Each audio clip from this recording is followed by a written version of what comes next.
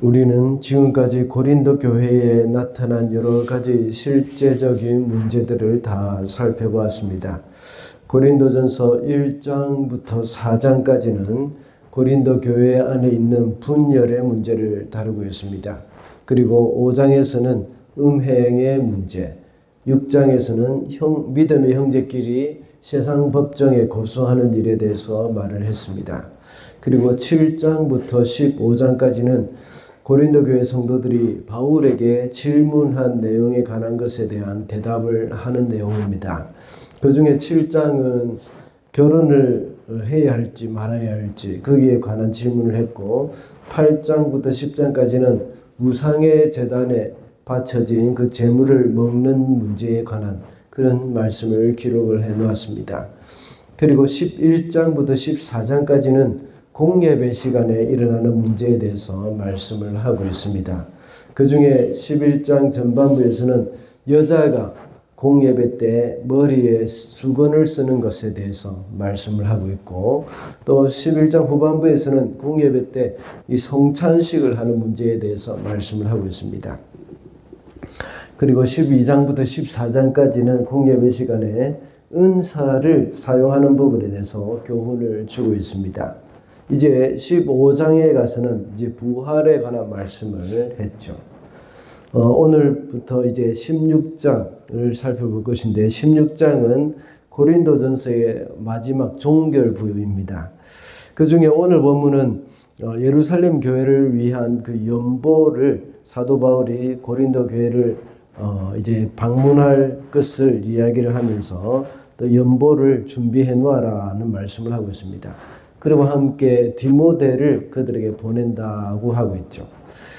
바울은 공동체에 관한 자신의 사랑과 함께 고린도 교회 공동체에게 사랑을 또한 가르치고 있습니다.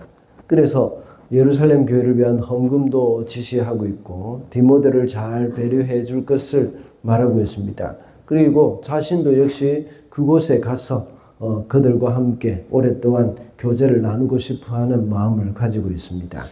그래서 오늘은 성도의 사랑이라는 제목으로 말씀을 살펴보고자 합니다.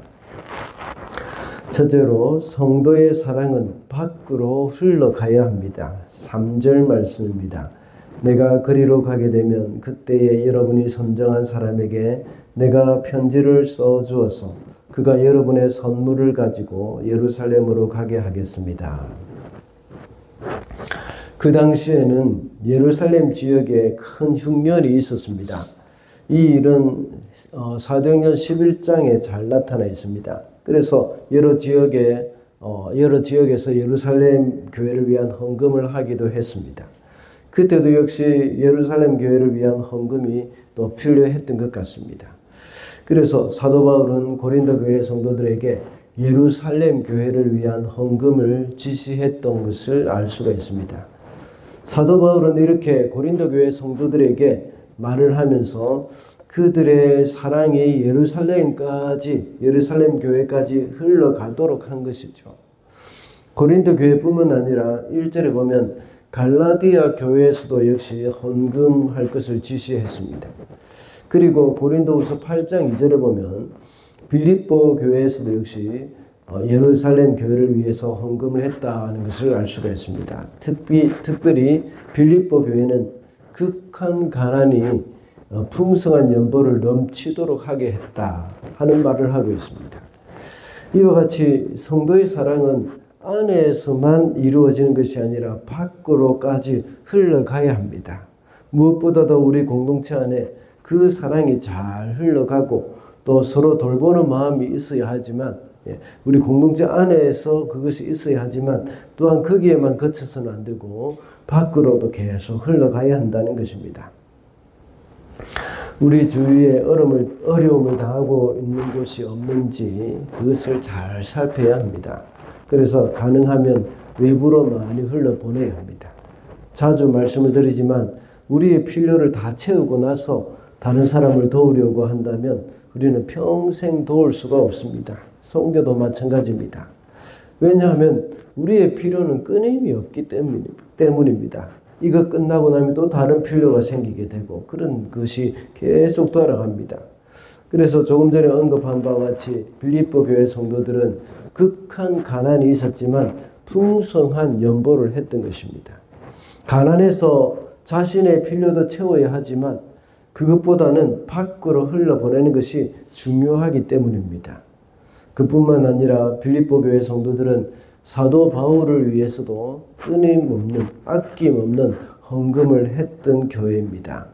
그러므로 성도의 사랑은 안으로도 중요하지만 자칫 우리가 소홀하기 쉬운 우리 공동체 밖의 상황도 관심을 가지면서 공동체 밖으로도 흘려보낼 수 있도록 힘을 써야 하겠습니다. 둘째로 성도의 사랑은 서로에 대한 배려가 있습니다. 10절 말씀입니다. 디모데가 그리로 가거든 아무 두려움 없이 여러분과 함께 지낼 수 있도록 보살펴 주십시오. 그도 나와 마찬가지로 주님의 일을 하는 사람입니다.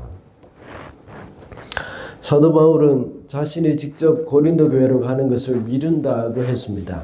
그 이유는 6절과 7절의 말씀과 같이 자신이 고린도 지역에 갈 경우에 좀 더 오래 머물 수 있는 방법을 찾기 위해서입니다.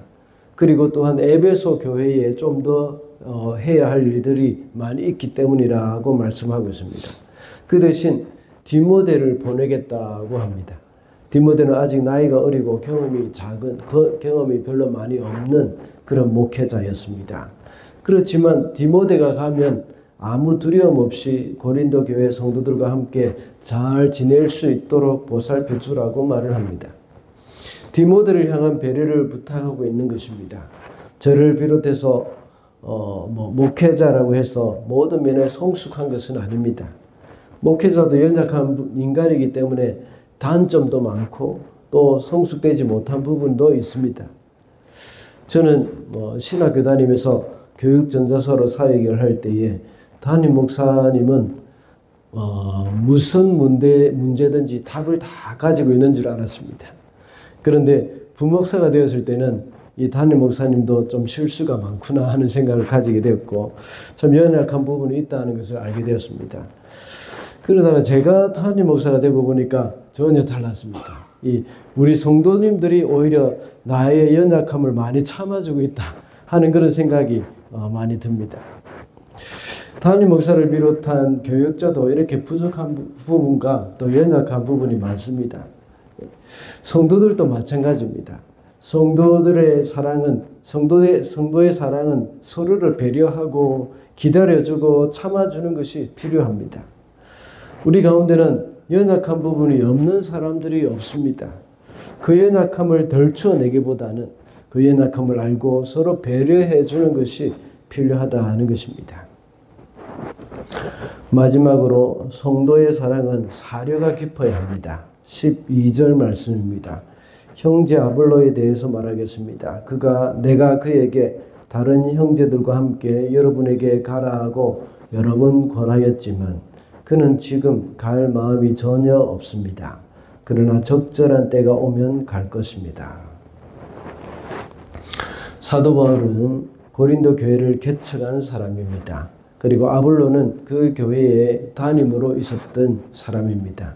그래서 사도 바울은 고린도전서 3장 6절에 보면 나는 심었고 아볼로는 물을 주었다고 말하고 있습니다. 지금 아볼로는 고린도 교회를 떠나 바울과 함께 에베소에 머물고 있습니다.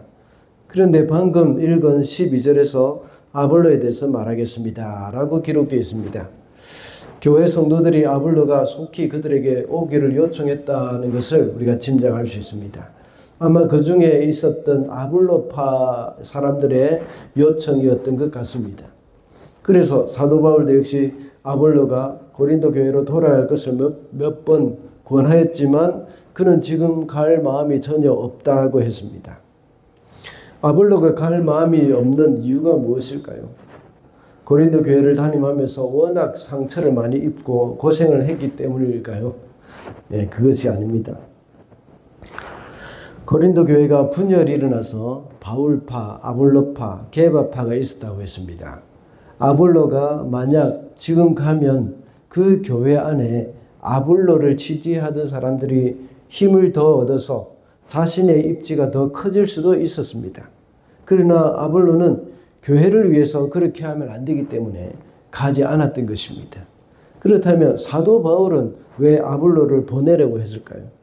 아볼로가 가면 고린도 교회에서는 바울파의 입지가 더 약해질 수도 있지만 사도 바울로서는 그것이 그렇게 중요하지 않기 때문입니다.